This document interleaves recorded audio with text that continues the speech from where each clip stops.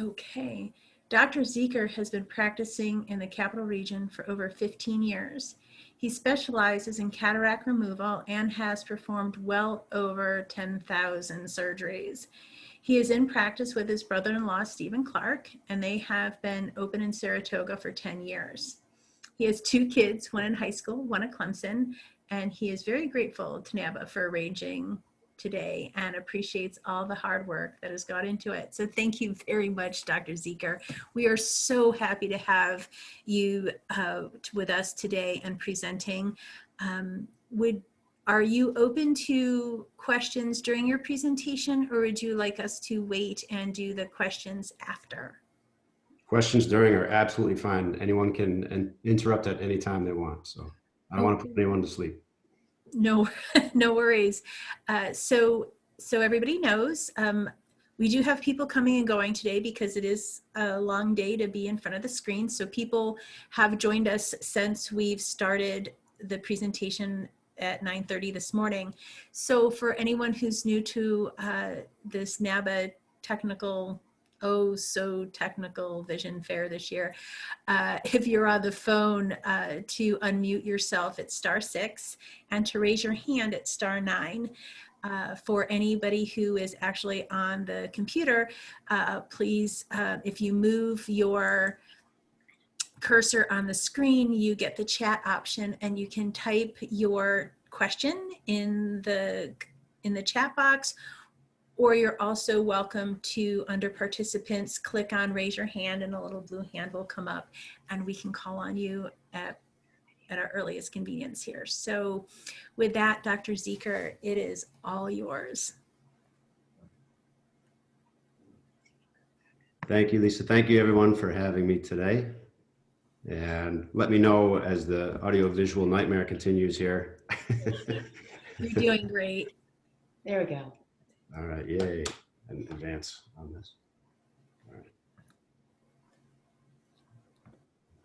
So I certainly don't want to read just verbatim from the screens or the slides, but some of it I will, as you said before, interrupt the questions anytime you want, even if it's not directly related to the slide or what we're talking about, that's all fine. So I like this basic picture about eye with and without cataracts. And you can see how the light without a cataract comes together nicely and is focused on the macula, the central part of the retina, responsible for our sharp central vision. The lower picture of the cataract, most people know a cataract is a clouding of the lens inside our eye, and it's behind the iris there, behind the pupil. What most people don't know, it's also an enlargement and a thickening of the lens. It gets more what we call dense or sclerotic. It gets harder or rock-like. And that becomes important when we're talking about the timing for cataract surgery. We don't want to wait for that rock to become a cinder block. We don't want it to get too big, too dense, then it just makes it more difficult with a higher complication rate. So timing is important. Cataracts can affect our vision in a lot of ways. Top 3 things that get people saying they really want cataract surgery in my 15 years. Number 1, the night driving, rain on the road is typically the worst. It's not just uncomfortable or I have to pay more attention, but sometimes you throw some rain on the road, unfamiliar territory, patients don't know where the road is. They almost have a situation where they might hit a pedestrian or someone on a bike, barely even saw that possibility. So night driving, rain on the road, that's probably number 1. Number 2 would be the up-close activities, reading, computer, tablets, or just things like knitting, playing cards, just things that we're used to doing at near and intermediate, not being able to do that well or efficiently anymore.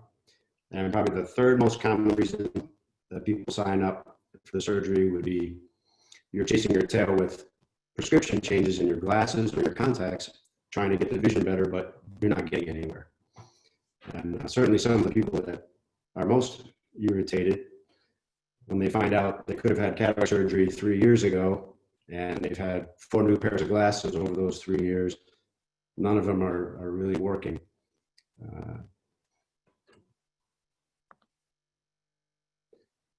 break it down a little more simply, number one is the vision impaired. We think it's the cataracts are the bad guy, and is quality of life or safety driving affected. We still, even this morning, seeing patients, I had someone ask me if the cataracts are ripe.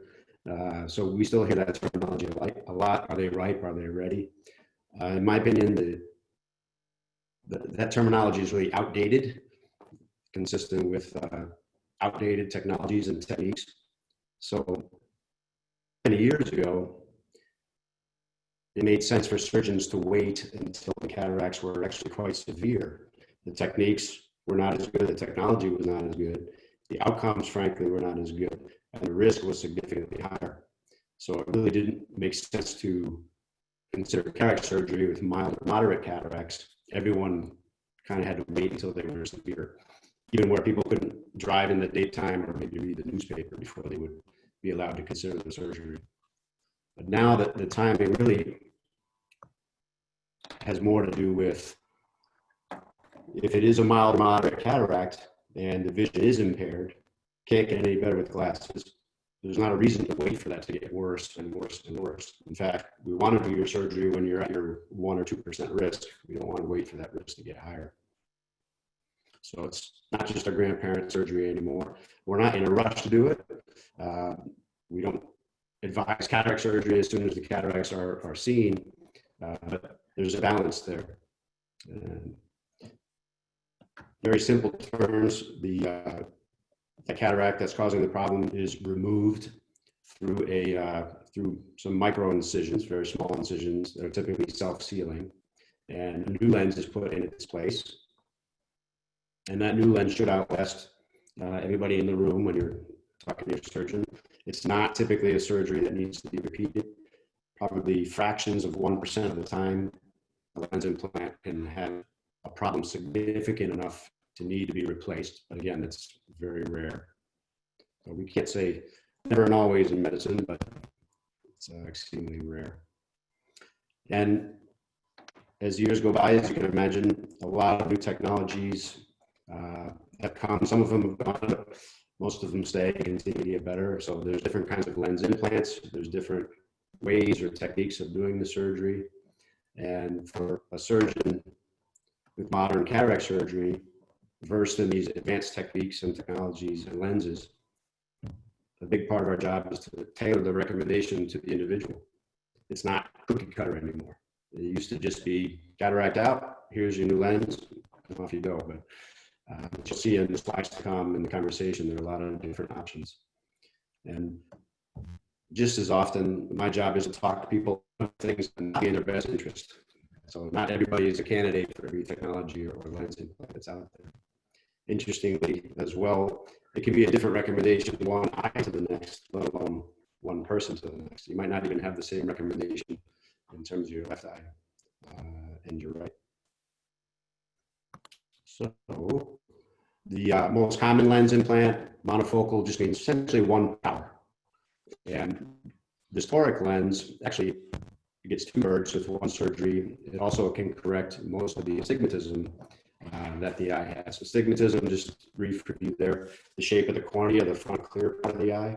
If it's irregular, if it's not perfectly spherical at a submicroscopic level, then it blurs vision. So a lot of times we have the opportunity to do 2 birds with 1 surgery, we get the cataract out, and with this one toric lens, we can treat most of the distance vision and astigmatism correction with that implant. And it's not that our goal is to get rid of glasses for everyone. We certainly can't guarantee that. And many times it's not even really on our list. But we do have to put a lens in. And I tell folks, we're certainly not going to pick one out of a hat. So we try to tailor, again, the recommendation and the power of the lens to the individual eye, customizing that. There are multifocal lenses that we've had for probably, I want to say 10, 15 years, and improving along the way. There's been maybe 2 or 3 generations of that kind of technology. The strengths of this lens would be it tries to get rid of full dependence on bifocals and trifocals. Probably the real strength would be near at about 14, 16 inches, somewhere in there, depending on the power, sometimes 19, 20 inches. and then distance driving, TV, walking around. It doesn't do well at intermediate. So probably the biggest complaint would be computer or desktop at arm's length, not really getting that done. Most people with that lens, if they have that problem, they just use an over-the-counter pair of computer glasses to take care of that. Other downsides would be cost. Insurance companies don't contribute to the multifocal and multi-powered kinds of lenses or some of the technologies that help us nail that target. And it also, many of these technologies will give patients halos around lights at night. So street lights, headlights, tail lights. More than a couple studies have been done. Probably 3 to 6% of patients are really bothered by those nighttime halos with this technology. And most of those patients would choose the technology again despite that aggravation. But the vast majority of patients aren't really bothered by those. Lisa, by the way, would you interrupt if people do have questions, or should I be looking for something else for questions, or keep plowing ahead? I am sure if people have questions in real time that I am keeping an eye on the chat to see if anybody does have any questions, and I will get your attention. But just keep right on, keep it on. Okay. And as we wrap up towards the end of your talk, we'll be able to really open it up for discussion. No, that's perfect. Just want to make sure I wasn't messing you up. Oh, you're doing fabulous. Thank you. So the SYMFONY lens here, that we've probably had that, I would say, several years as well. And it's a similar technology to the multifocal, although its strength is really more intermediate, and it's not as good with the up close reading. So similar to that multifocal we saw before, TV, driving, walking around, good for distance. Better at intermediate, that's really its strength in terms of the up close distances. So that computer is better, the dashboard in the car, and it really is not quite as good as the reading. So this is where talking to people about their lifestyle. Are they avid readers? Are they not? Do they just prefer a device at arm's length, or a desktop computer or laptop? And so occupation, what people enjoy doing in their free time, that conversation all matters for tailoring these recommendations. And this lens, the crystal lens, it's been around for a long time. Truthfully, I don't think we still know exactly how it works, which may sound strange. It's supposed to be similar to our natural accommodation, where we pick up an object and look up close, and it actually, the iris muscles make it move to kind of change its position inside the eye and do better at near. And I've had success with these in years past, but quite honestly, I don't use them or recommend them much anymore, simply because, well, put it this way, 99% of folks do well with the multifocal and some of these other options we'll talk about. I'd say it's closer to about 85, 90% of these crystal lens patients do well.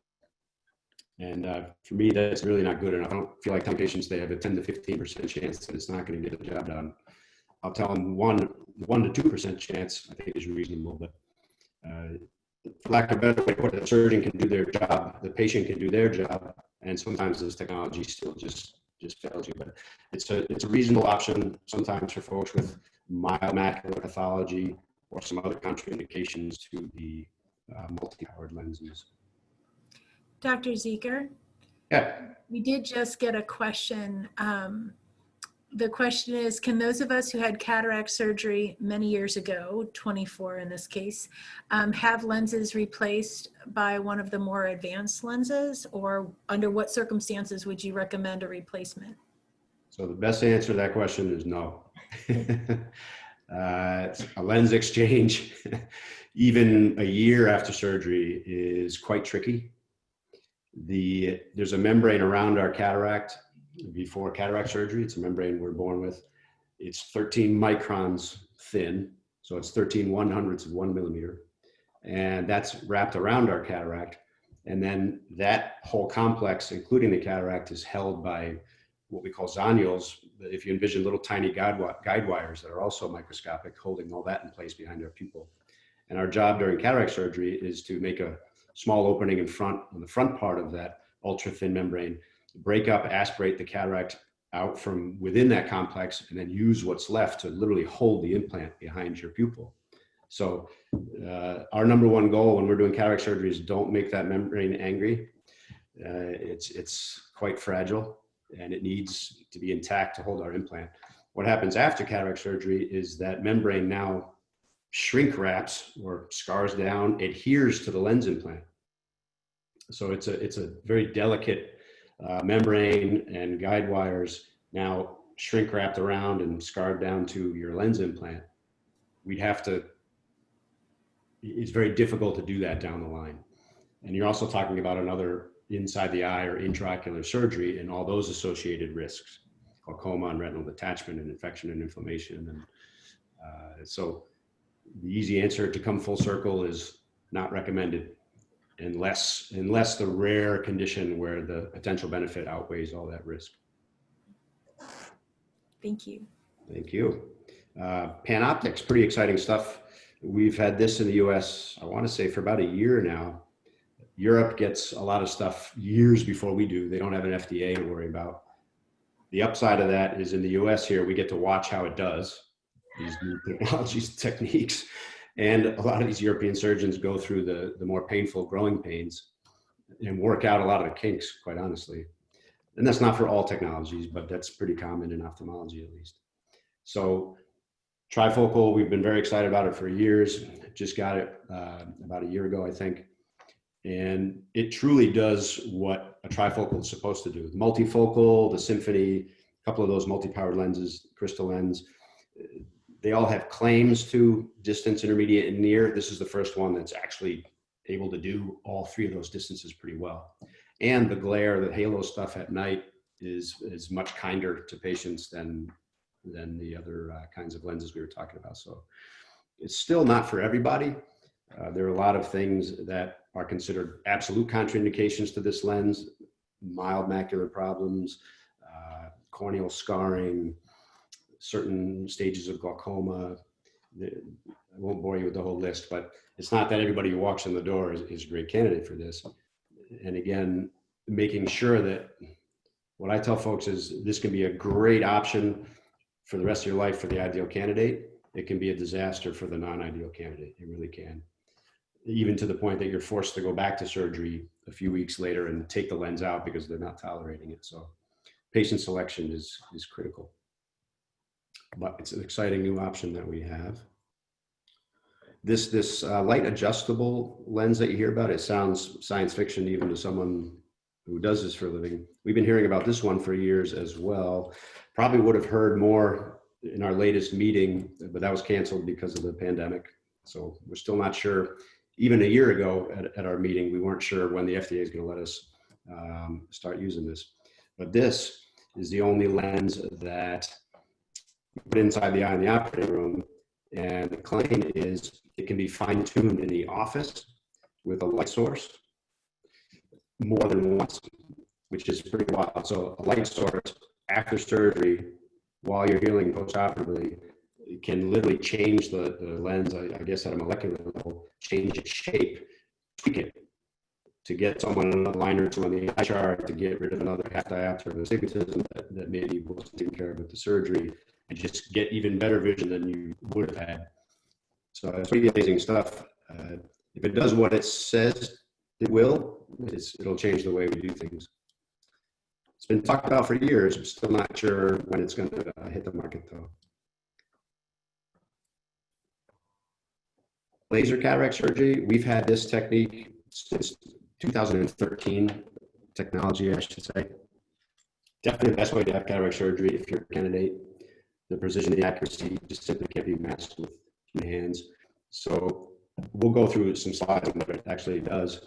Well, that membrane I was talking about, that 13 micron thin membrane, it's important to make that opening in the front part of that membrane consistent, centered, ideal size in terms of diameter.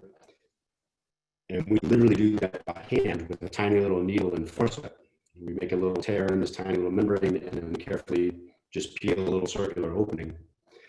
This lens can, based on some 3D scans, It can make that opening anywhere from 0.8 to 1.5 seconds. In the blink of an eye, it can make that opening for us. It can center it in a way that we cannot based on the scans that it takes. And centration of that is very important for lens implant centration that we call effective lens position.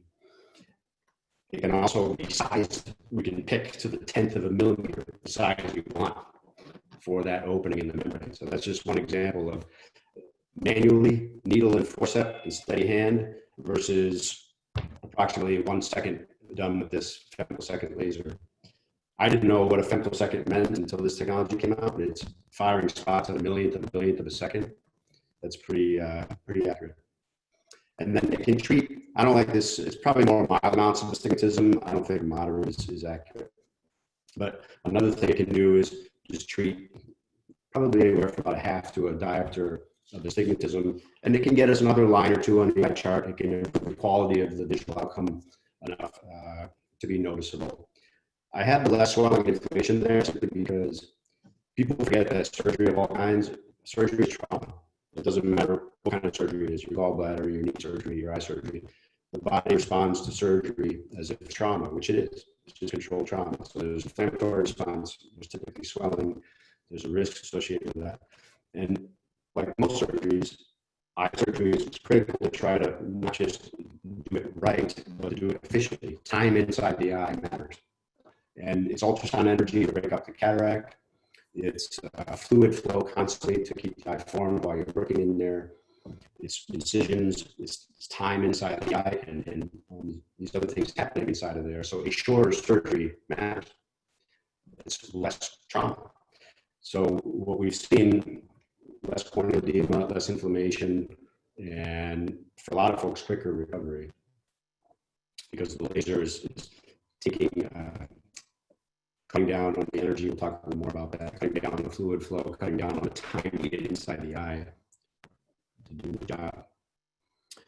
And I don't know if that slide, that circle there on the left, that white circle, just tries to give you an idea of, to scale kind of the size of that opening in the front part of that very, very thin membrane. I don't know if those blue smudges, I don't know if you can see that, but the laser on the bottom, essentially perfect circles. The ones we do by hand, not as good as the perfect circles. Those would still work fine, but it just tries to give you at the microscopic level an idea of the precision of the laser on the bottom there. I don't know if that's a useful slide or not. You can tell me later. So one of the other things that the laser can do, it goes in and to the middle part of the cataract, which is typically the hardest, the most dense or sclerotic part of that cataract is in the middle. And the energy will go in and soften it up like butter. What does that mean? It means less ultrasound energy to break up the rest of it, less fluid flow, and literally less time inside the eye to complete the job, because the laser has already softened that middle part of the dense cataract. Let's see here. The laser can do what we call our primary and secondary incisions. Our primary incision is really just, for most of us, anywhere from a 2.2, 2.4 to 3 millimeter main incision. That's really the biggest we need to make, and everything we do is through that tiny incision. And we construct it in such a way that it is self-sealing and very rarely needs to be stitched or sutured. And that's better not just for comfort and healing, but also a stitch can induce astigmatism. We don't want to do that. So, and then there's a 1 millimeter incision that we make called the paracentesis. At least with, there's a couple of different lasers from 2 different companies that are probably the most primarily used. I use both of them at a couple different eye surgery centers in the region. And I would say probably half the surgeons still do manual incisions because they're as good or better than the laser on this one part. So no technology is perfect. There are still a lot of manual incisions that are probably better than these laser incisions. The benefit of the other parts of the laser are still better than traditional cataract surgery though. But that's an interesting point to drive home to patients, that no technology is perfect. There are always downsides and other things to consider in your recommendations. There's a OptiWave refractive analysis technology. We've had that for even longer than the laser, probably closer to 10 years. And this is what it says here, just real time during surgery measurements. So when you're getting worked up for your cataract surgery, most of us will have either an ultrasound or another laser kind of measuring device in the office to measure the length and curvature of the eye and help us plan and pick the power of lens implant and maybe any other astigmatism correction or other things we're trying to accomplish with that surgery. But those technologies have to read through a cataract, and the denser the cataract, the more difficult it is for those office-based measuring technologies to be reliable. So this technology attached to the operating microscope, literally halfway through the surgery when the cataract is out of the eye, it's out of the equation. This takes some real-time measurements without that impediment and gives us another chance to get the right power of lens. It was originally designed because of all the people that had LASIK surgery and then down the road in their lives going to need cataract surgery. That cornea shape change, or that shape changing of the cornea with the LASIK surgery or the PRK or the other variants, it's easier to fool the office-based measurements and give us the wrong power of lens implant. So a bunch of people a lot smarter than me came up with this technology, got a bunch of nomograms in it and a huge national database that gets more robust as more cases get into it over the years.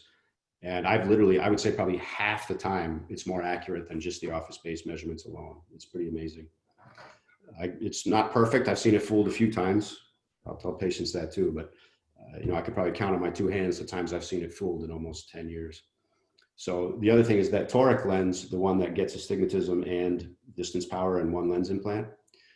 I won't go back to the slides, but you can see three tiny little etchings at the edge of that implant, because that's one lens that actually not just needs to be centered behind our pupil, but it needs to be actually dialed into the right clock hour, or what we call axis, to get its job done. And this technology not only helps us get the right power of lens, but it helps us make 100% sure that we have it dialed into the correct axis. Can't say 100%, but a lot more accurate. It used to be just taking our office measurements, going in and putting the toric lens where the office measurements tell us to go. I would say almost 2 out of 3 times, this gives us a different axis in the office measurements and is correct, maybe half the time. So it's really making our results, our outcomes a lot more predictable and a lot better for a long time now. Let's see. So limbo relaxing incision, this one's been around a long time. An example of where we might not be able to use the laser or the toric lens to treat astigmatism, maybe a small pupil, or there are other factors that might make it too risky or difficult to use those technologies. A lot of the fancy stuff sometimes adds complexity and risk if we're trying to use it where it might not be the best idea. Obviously, we only want to use the advanced stuff when it reduces complexity and risk. So that's a big part of our job too. When does the fancy stuff, when is it going to help us? When is it going to lower risk for the patient, improve the chance of the desired outcome? Or when is it going to make things more difficult and we should just not go there? A lot of times less is more in surgery, just like a lot of things in life. So the limbo relaxing incision, it's a manual technique with a diamond blade, but it's pretty darn accurate over many, many years. I break it down in terms of costs with patients too. I'll say with the toric lens, there's probably about a 98% chance you're going to get your money's worth. Pretty good odds. Limbo relaxing incision, 75, 80% chance you're going to get your money's worth, but it's about a third of the cost. So it's a nice option to say, okay, I still like those odds. I'm not on the hook out of pocket as much as some of this other fancy stuff, but let me take a shot with the limbo relaxing incisions. And it does a really good job for a lot of folks. Oh, I like to, when I'm done with the other babbling, give people a little perspective in terms of how good we have it in the US here. So this is quite a long time ago, 2004, in a place called Ometepec. It's about 4 hours up in the hills from Acapulco. We had to bring everything with us. Every eye patch, every piece of equipment, every lens implant, you name it, everything we brought on the airplane. They had nothing there. This operating room really is just a labor and delivery room at a hospital. I use that term loosely. Everything you see there too, we had to go, when we arrived here, we had to go to the local dump to find tables and chairs. They didn't have operating rooms here. So you'll see one of these fellas is on a, oh yeah, there's a good example. This is our operating table. It's a 2x4 table we found in the dump, some little bricks there to make it even. And we found some rolly chairs at the dump too, I don't know. That is a psychiatrist's couch there. And one patient, while we were trying to do his surgery, was literally sliding down that little, that little bed there. And the microscope, there's no foot pedals to the microscope that we could get on the airplane or that was donated to bring with us, doesn't have the foot pedal that moves it. So I was moving the microscope with my head, because your hands are in the eye, moving the microscope with my forehead to try to keep up with the patient who's sliding away. And then the power blew. So that was fun too. So someone would come over with a flashlight so you could safely get out of the eye, and then hope that the power comes back so you could finish up your surgery. These nice folks were sleeping on the porch because they walked anywhere from 1 to 3 days when they heard the American doctors were in town. So that's their overnight post-op bed. And then we check them with a pen light in the morning, give them some eye drops, and off they go to the 3-day walk to wherever they came from. So we have it good in the US. Here it's the most common, most successful surgery in the country. It's obviously outpatient, it's painless. We have all these amazing options. I just like to remind people how good we have it. But thank you for having me. Happy to answer any questions that might pop up, even if it's not related to what I've been yapping about. No, this has been great. Thank you. So do you still go down to Mexico to give surgeries? It was dangerous enough down there that I said, when my kids are out of college, I'll go back. When they won't need me as much. Very, very dangerous in the parts of the country that need us the most. It's interesting, the government, their only requirement really was that we told nobody in the world that we were there, because the government doesn't want to look bad not being able to provide for their people. But there'd be 2,000-3,000 people lined up down the street just for the screening exams. And it was the World Cataract Foundation out of Memphis that we went with. They've been going to that one area, that one region for years. And every year they had to turn people away who wanted their second eye done, because there were still, for 5 or 6 years, too many bilaterally blind people. And we're talking cataracts where they're hand motion vision. They can see a shadow, maybe count fingers at 2 or 3 feet. Mm-hmm. Both eyes completely blind. And these folks who, they hear the American doctors are back in town, so they'd walk back and say, oh, you had your first eye done 3 years ago? Sorry, we can't do your second eye. There's too many people lined up down the street who are still bilaterally blind. So it's actually it's the #1 cause of treatable blindness in the world. And here it's outpatient, no big deal, back to work, driving in a couple days, and amazing options along the way. But I can't go back until the kids don't need me as much. You know the feeling. So question, so now that it's, at least for here, outpatient, do you ever do the surgery for both eyes at the same time, like in the same visit, or do you have to go back and do the other eye another time? I get that question a lot, because time crunch is a common problem for folks. The closest I've seen people do in this country, I believe, are maybe a couple days apart. I do 2 weeks, and my reasoning is, I would say probably a couple weeks is typical for most surgeons in the US, I think. The reason I like it is it gives me a good 7 to 10 days to watch that first eye, make sure it's healing exactly as we expect, and take that knowledge and apply it to eye number 2. I like to do the non-dominant eye first whenever I can, based on how that lens implant settles out, and their result is I can then tailor and fine tune my preparation and the surgery even better for the dominant eye, the one that our brain relies on a little more for distance. And that 2 weeks is also, it's not the torture of 3, 4, 5, 6 weeks between eyes when the eyes aren't working well together and you can't get your glasses if you need them and you're just kind of discombobulated. So 2 weeks is good for not spreading out that torture too much between eyes, but giving me enough time to make sure, again, that eye number 1 is doing exactly what we expect. Because we really don't want to touch eye number 2 until we know eye number 1 is virtually out of the woods. So there are surgeons who will do a day or 2 apart. I really don't think that's a reasonable thing to do. If you're going to have a complication that's significant, it's probably going to be in the first few days, not in the first day. So I think we at least owe it to the patient to make sure that that first eye does not have a significant complication before we're touching eye number two. But you know, I think a week is okay. If you're inside of a week, I think you need to be able to justify that kind of doing them close together.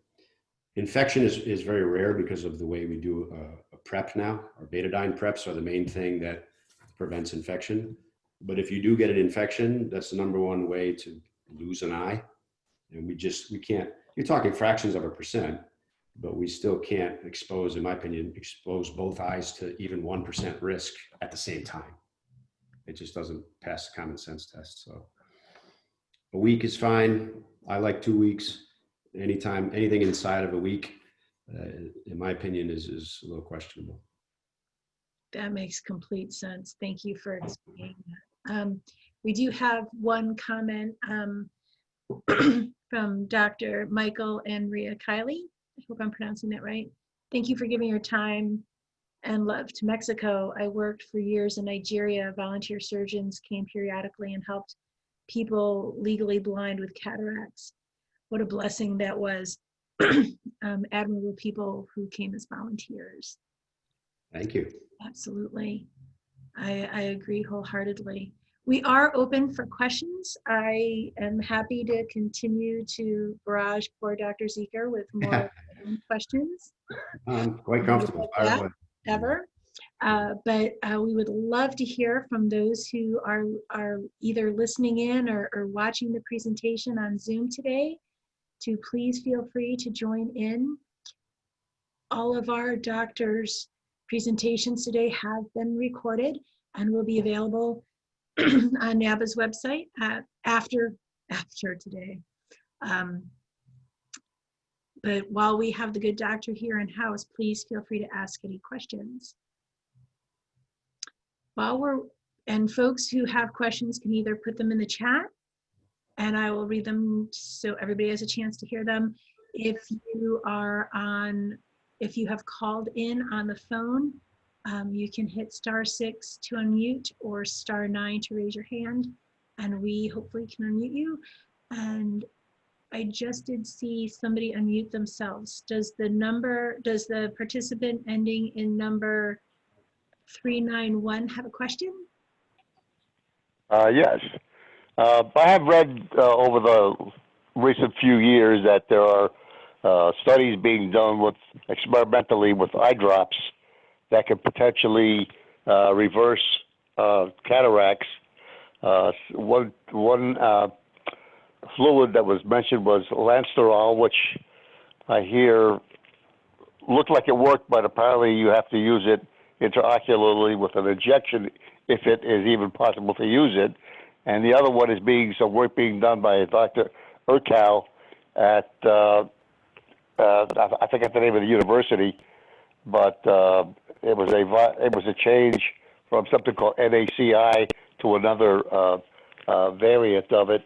But basically the thing is are there eye drops now that are in experimentation that can be used to treat cataracts? Easy answer to that question, not available now. I'm not aware of any legitimate study that's made it to a certain level of trials. It wouldn't surprise me. It wouldn't surprise me to hear. I've been asked that question a lot over the years. There's nothing that I know of on the horizon that's going to be able to do that. It does make sense to be looking into that, especially because nobody escapes. Everybody gets cataracts. Everybody's surprised when they're told they have cataracts, but 100% of people get them. So nobody on this call will be surprised. The good news is after surgery, they don't come back. But I don't have any knowledge about any, and I don't want to use the term legitimate, but I don't know of any product that is anywhere near clinical trials, if that makes sense. Yeah, no, that does make sense. Now, I have another question.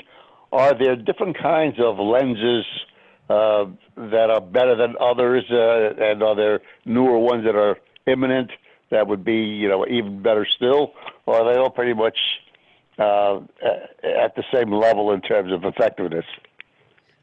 What a lot of people don't know, when a lot of people, if not most people, are really better candidates for the monofocal lens. And people say, oh, the regular lens or the traditional lens.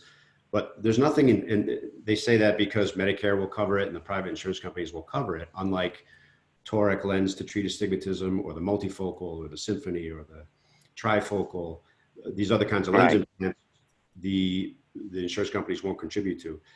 What I tell folks all the time, though, every day, is that monofocal lens that is covered by Medicare and the private insurance companies, it's not an inferior product. It's not an inferior lens. There are even some surgeons that will say it's the government issue lens. No, it's actually made by private companies. They're made very well. They're literally made out of the same material as the multifocal, trifocal, toric lens by the same companies. They'll last just as long. Brightness, color, contrast, glare reduction, they're all just as good. There are even some advantages to that one power or monofocal lens, meaning you're highly unlikely to get the halos at night like some of the multifocal or trifocal lenses. And some of those multifocal lenses, you give up a little of contrast sensitivity, you give up a little bit of that distance sharpness to get that near. So like most things in life, there are trade-offs there. So that monofocal one power lens that's covered, a lot of the times that's the perfect option for the patient, better than these multifocal or trifocal lenses. And amongst those one powered lenses, as surgeons in this country, we have the opportunity to choose which one. I think I lost the connection. You still there? I've got it on. Oh, okay. I can hear you. So There's a drop out at the other side. Now, do I just do a star 6? Yeah, that'll mute it. Unmute. Okay. Yeah. Go ahead, doctor. Go ahead and finish. Oh, so I was going to say, we have choices where we can decide which company's monofocal lens we want to use based on how they're ground and the quality of visual outcomes. So we have options even amongst monofocal lenses. Some of them are sorry by mistake. Yeah. Some of them are tinted, some of them are not. And frankly, I think some of them have a little better outcome visually than others. And that's even amongst just the one power monofocal lenses that the insurance companies cover. So if someone has a monofocal lens and they're like myself who uses bifocals, would I still need readers to read the computer or a book, that kind of a thing? So a monofocal lens, yes. Typically when we talk about ranges, near vision reading about 14, 16 inches, intermediate about arm's length, and then anything really beyond arm's length we call distance. To make more sense, we say your TV, driving, walking around vision. Who's that over there, across the room kind of thing. But yes, the better we do at distance with that one power lens, if that's what we're shooting for, the more reliant you'll be on the readers for the up close and maybe the intermediate as well. And a lot of people who, even if they get the desired outcome with their distance one power lens implant, not everybody likes on and off with the readers or the computer glasses. And they might have a pair of glasses, a progressive, a trifocal, a bifocal. There wouldn't be much power on top probably, if any at all. And they'll be seeing better glare reduction with the night driving, better color, contrast, brightness, an accurate prescription. They're still head and shoulders above where they were, but still maybe they have the glasses to avoid the on and off with the readers, whereas other people just don't mind the on and off with the readers. And but those trifocal lenses and the multifocal lenses, for the person that really wants reduced dependence on all of those ranges, if they're a good candidate, that can really be an amazing, awesome technology for them. Excellent, thank you. Now, if somebody has one of these lenses and say another 20 years goes by and their eyes continue to age, will their vision change, or because the lenses are... And if you're asking if with specifically a trifocal or multifocal lens? Either. So it's more important for the multifocal trifocal lens we can't predict the future, of course, but even very mild macular pathology, a pucker, a membrane, very mild age-related changes that you might not even call degeneration. We want to pick a lens implant that's going to be good for the rest of your life, not just for a few years or 10 years. And then that mild macular pathology maybe has progressed a little bit, and now you can't really use that technology. So with a monofocal lens or one power lens, it's for most people with any macular pathology, it's going to be a better choice for them for the present and for the long haul, if that answers the question. Oh, no, absolutely does. Thank you. We have another question that just came in the chat. So thank you, Ed. After implant surgery, can a person work out at the gym, and are there certain exercises to be avoided? You'll probably get, if you lined up 100 cataract surgeons, you probably get 98 different answers to that question. So the way most of us do it, there are a couple weeks after your eye surgery where we want you taking it easy. We don't want a lot of head below your heart. It can raise the eye pressure. We don't want heavy lifting or straining, things like yard work, shoveling a foot of snow, moving furniture, that kind of stuff. So we want you taking it easy. I tell folks light cardio exercise is fine, but try to keep it non-impact for those 2 weeks, meaning brisk long walk, elliptical, stationary bike, things where you can still get your heart pumping and feel good, but stay away from weights and yoga and Nautilus and a road bike. Murphy's Law dictates you'll take a fall on your road bike. So light cardio, but stay away from the rest. Swimming, good 2-3 weeks, just in terms of infection risk.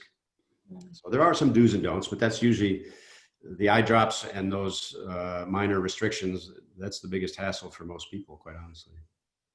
Okay, thank you. Is there anything people can do? Like you've already said that, just because we're human and eventually if we live long enough, we will get cataracts. Is there anything that we can do to take care of ourselves in the meantime to either delay that as long as possible? So average age is probably mid-late 60s now. It's not, grandma and grandpa's surgery anymore. I would say every single week in the operating room, we have multiple 50-somethings, and it's not unusual to have a 40-something. Diabetes, some other health problems typically will cause earlier cataract formation, a history of trauma, some other things. But average age, a lot younger than you think. And there's a lot of folks who they're actually happy to have early, as crazy as it sounds, they're happy to have earlier cataract formation because they can take advantage of the benefits sooner. Maybe they haven't had great vision. They've had a massive prescription that they've had to deal with for most of, if not their entire life. And now they actually have an opportunity with these technologies to be seeing better than they ever have. So not to overpromise, obviously we can't make those guarantees, but yeah, a lot of people are more than happy to have that surgery and get it off their list. But just overall taking care of the health of your eyes, like the rest of us. Try to exercise, eat as well as you can. Don't hide from your regular doc. Make sure your cardiovascular health is good, and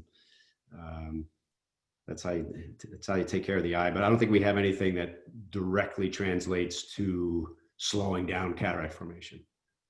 But I think there is evidence, things like taking your vitamins, leafy greens, no tobacco, cardiovascular health, that can help hedge your bets in terms of the macula, which is obviously very important. Right. Excellent. Thank you. So we have one more question.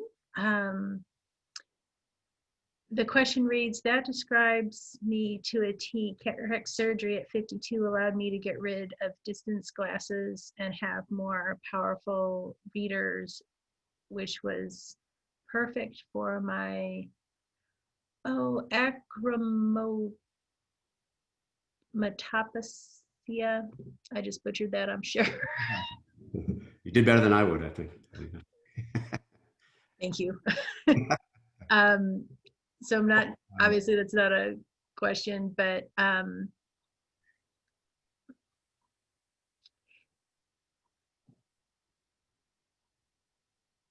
no functioning cones. I'm not sure what that. It's easy way to explain that would be a problem with the receptors in the retina. And it sounds like that is a great example of a patient that was really had a lot of things standing between them and good vision. One of those things being a huge prescription. And just from a geometric optics standpoint, getting the power that the eye needs closer to the retina in terms of an intraocular lens, a better quality of vision most of the time than having that power in front of the eye. We call it vertex distance, that distance from your eyeball to the actual glasses, 12 and a half millimeters. So if someone has this huge prescription and they're able to get most of that power that used to be 12 millimeters in front of their eye, behind their pupil, just that proximity to the retina is just a better image for their visual system. So sounds like for that particular person who was able to get that big problem off their list and give them a fighting chance. We're all grateful for whenever we can get one of those, aren't we? Yeah. So, so how soon after somebody's diagnosed with cataracts and they determine they want to have the surgery done, how long does it take for the surgery to start? And if so, are people awake during this surgery? So most people start forming cataracts in their early 50s. We've already talked about exceptions to that, of course, but I joke around. People say, "Tell me your birthday, I'll tell you if you have cataracts or not." And then, you know, you usually be right on that. But we don't want to be cavalier about the timing of it. We don't want to say, "Oh, you have some early cataracts. Don't you want to get rid of your glasses?" So I spend just as much time in my office talking people out of surgery. It's not really reasonable to do yet from a risk-benefit standpoint. Like any surgery, we don't want to do surgery when symptoms are mild or negligible. So it kind of comes full circle to the beginning where we're talking about, is your night driving or your driving in general really impaired? Have you done the best you can with glasses and contacts and you're just not able to function as well as you need to on a day-to-day basis? Are you changing the tail with prescription changes, these kinds of things? So it still comes down to a risk versus benefit conversation and analysis for every eye, every patient. We definitely don't want to be cavalier about just jumping into cataract surgery to try to get the fancy trifocal lens because I'm tired of my glasses and I'm 55, but I have mild cataracts. I see 20/20 with a small prescription. You definitely don't want to be, because what have we done if you fall into that 1 or 2% and you have a complication? Well, I didn't really need this surgery. So it's a balance there. I tell folks in general terms, moderate cataract in the microscope, moderate symptoms in the real world, reasonable timing. We don't want to wait for severe cataract. We don't want to wait for severe symptoms. And it's not uncommon, though, that a mild cataract in the microscope will really be affecting someone's life in the real world. Like my favorite example would be a patient who was small prescription in each eye, 20/20 vision with his optometrist, and not unreasonably, the optometrist was loath to send for a cataract consult for years, even though the gentleman was saying, "I can't really drive safely at night." Well, he ended up upside down in a ditch in his car with his 20/20 vision. So he got his cataract consult. So we say, don't wait to be upside down in a ditch, but just, it's annoying to drive at night, but I'm not feeling unsafe. We're not rushing to cataract surgery. So that risk-benefit timing still matters. And I tell folks all the time, you could line up 10 cataract surgeons from here to California. You might get 8 different opinions on timing and technology too. It could be pretty tricky to be in that chair. So always trust your gut like you do with most things in life. And it should be no different when you're talking to a surgeon about your eyes. Excellent. Well, Dr. Zieker, I want to thank you on behalf of myself and NABA for joining us today. Your presentation was fabulous and interesting and informative, and will be available on NABA's website afterwards. So if anybody missed it or wants to share it with somebody that they know who might be interested, the links will be made available after today's event. If anyone who's called in cannot see the number on the screen and you would like to call Dr. Zieker to make an appointment at his office to have your eyes checked, he is up on Mountain Ledge Drive in Wilton, and the number there is 518-450-1080. And again, thank you so much for joining us today. Thank you for having me. It was fun. And thank you everybody for being here, and have a great afternoon. Absolutely. Thank you.